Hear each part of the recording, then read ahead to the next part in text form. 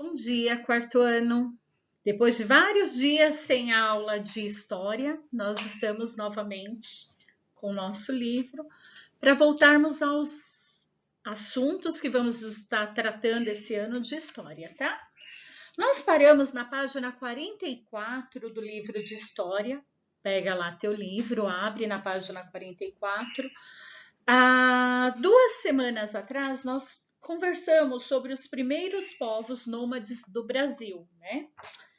Vamos fazer a correção da página 46, 47 e 48. Nas páginas 46 e 47, que vocês tinham de exercícios para estar fazendo, era a leitura de um texto e a confecção dos desenhos, que tinha que ter um desenho de acordo com a leitura que você realizou do texto, a leitura e a descrição de como era a flora e a fauna antigamente. Acredito que vocês tenham feito esse desenho e depois eu vou dar uma olhada quando nós retornarmos, tá? A página 48, no seu livro de história, diz assim: explique o motivo pelo qual alguns dos animais da pré-história brasileira foram se extinguindo. Por quê? Os animais de grande porte foram se extinguindo porque não conseguiam se adaptar à seca de um período e de grandes estiagens. Então, devido a todas essas mudanças de tempo, de clima, eles não conseguiam se adaptar e acabavam morrendo, foram se extinguindo, tá? 3. Pesquise imagens de diversos instrumentos rudimentares feitos de pedra para realizar diferentes ações como cortar, raspar e bater. E depois monte um mural ou cole no seu caderno de história. Acredito que vocês também. Era para pesquisar esses objetos e colar. Podia ter colado no seu caderno se você pesquisou, tá? Agora aqui, ó, marque com um X as ações realizadas pelos primeiros povos nômades no território brasileiro. O primeiro não. O segundo quadradinho você vai estar assinalando. Utilizavam cavernas como abrigos temporários. O terceiro quadradinho não. O quarto quadradinho vocês vão estar colocando X. Alimentavam-se da coleta de frutos. E o último também vão estar assinalando. Caçavam animais para se alimentar. Agora, o número 5 e o 6, o 5A e o B, era para vocês estarem fazendo uma pesquisa se os homens das cavernas e os dinossauros viveram na mesma época. Tem duas vertentes de opiniões. Alguns falam que não, primeiro veio os grandes predadores e depois veio o homem. Aí a outra vertente é aquela que defende a tese de que o homem e os animais foram criados no mesmo momento, segundo a Bíblia. Então tem duas vertentes que dá grandes discussões, tá? As descobertas, o que possibilitou o desenvolvimento do ser humano até os dias atuais?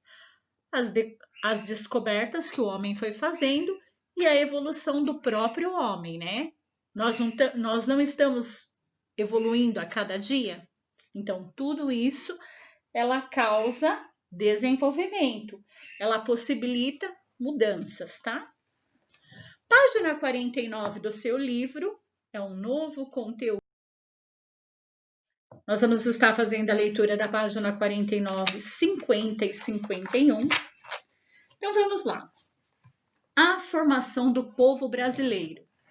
Nós já falamos que nós somos uma miscigenação. O que é miscigenação? É uma grande mistura de raças. Então, nós somos uma raça pura? Não.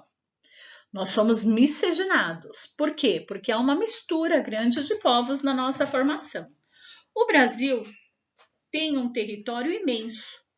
E por isso mesmo existe tanta diferença entre as pessoas que vivem aqui. Conhecer os diversos grupos étnicos, ou seja, as pessoas que têm uma cultura em comum, é fundamental para conhecer o Brasil. A formação do povo brasileiro contou com vários grupos étnicos, africanos, indígenas, europeus, árabes, asiáticos e muitos outros. Entretanto, podemos dizer que as etnias que formam a base do povo brasileiro foram as europeias, a africana e a indígena. São as nossas três formações: indígena, africana e europeia. Ponto. Não tem nem o que discutir. Três formações são a nossa. Somos descendentes de vários grupos que vieram e vivem em todo o território brasileiro. Povos que contribuem de forma marcante na construção da nossa identidade. Assim, todos nós fazemos parte da história do Brasil. Foram três as matrizes, ou seja, aquelas que estiveram em maior quantidade na nossa formação: brancos, europeus, indígenas nativos e negros africanos. A relação entre as pessoas dessas etnias nasceram diferentes tipos de mestiços. Nossa, quase que não sai. Então vamos lá ver como ficou essas misturas. Um branco mais indígena vira um mamuleco ou um caboclo. Branco mais negro vira um mestiço, mulato. Negro mais um indígena vira um tipo mestiço, cafuso. São esses nomes que é bom estar gravando, porque pode cair em qualquer prova, em qualquer faixa etária que você for fazer, pode cair algumas perguntinhas disso, tá? Entretanto, a relação entre essas etnias não se deu de forma equilibrada. Houve guerras, pois os europeus se apossaram das terras onde os indígenas viviam e estes não abriam mão delas sem disputa. Os africanos foram trazidos pelos europeus para o Brasil, viviam na escravidão e também resistiram às situações impostas pelos europeus. Certamente, não podemos dizer que o nosso país se constituiu de forma pacífica. Ao contrário, o sangue de muita gente foi derramado e, sem dúvida alguma, temos hoje uma herança dessa história. No censo de 2010, do total dos nossos brasileiros, 47,7%, quase metade, classificou-se como branco. Cerca de 41,1% como pardo e 7,6% como negro, 1,14% como amarelo e 0,4% como indígena. Olha, isso é o que a pessoa se enxerga, como ela é. É preciso tentar entender o porquê de quase toda a população se autodeclarar branco ou parda. Levantar questionamentos sobre o que aconteceu aos indígenas, que houve de constituir menos de 1% da população. Também é importante, já que nossas terras eram habitadas apenas por eles quando os europeus aqui chegaram. Pensar sobre isso nos dá uma dimensão da matança dos indígenas que havia para a ocupação do território brasileiro atual. Olha o que foi acontecendo com a nossa história, com o nosso povo, com os nativos aqui do Brasil. E até hoje, viu? Não pensa que isso parou, não. Até hoje. Os indígenas precisam de brigar feio, para não ser extinto de todo o nosso território. Observe que hoje há mais pessoas se autodeclarando amarelas, ou seja, pessoas de origem asiática, que indígenas que já ocupavam o território. Isso nos leva a crer que muitas pessoas daquela etnia vieram para o Brasil como imigrantes e aqui se fixaram. Além disso, é possível concluir que tiveram mais condições de se manter do que os próprios indígenas. É essencial compreender que a formação do povo brasileiro se deu a partir da relação de dominação, exploração, imposição e aproveitamento entre pessoas de várias etnias.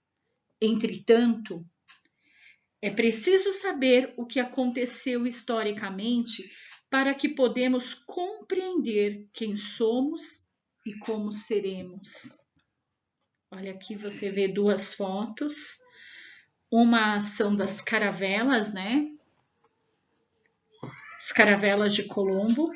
E a outra é um quadro de Debray retratando uma aldeia indígena. Quando os portugueses estavam saindo para conhecer, para explorar, para conhecer novas terras para explorar, chegaram aqui e descobriram o Brasil, sendo que já havia moradores, né?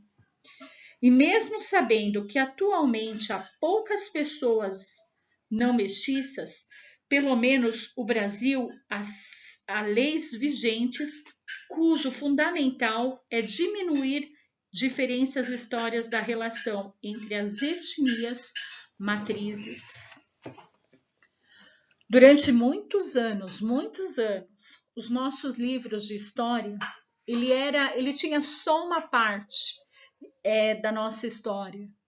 Ele valorizava muito a cultura só europeia. E o nosso povo, o indígena e o negro, ele era achatado de uma forma que nós não olhávamos para esse povo como nossa constituição, nossa formação. Mas hoje, o nosso diálogo, o nosso discurso, ele é bem voltado para que todos saibam e conheçam que a nossa formação não se deu só de um povo, e sim de uma miscigenação. E nós não podemos esquecer como que foi a formação de toda essa história, tá? Nós vamos ter grandes diálogos nesse livro de história, porque eu gosto muito dessa leitura desse livro, porque ele dá muito questionamento. E nós vamos começar a entrar em outros assuntos e se aprofundar mais na parte histórica, a qual vai deixar a gente com bastante inquietação, tá?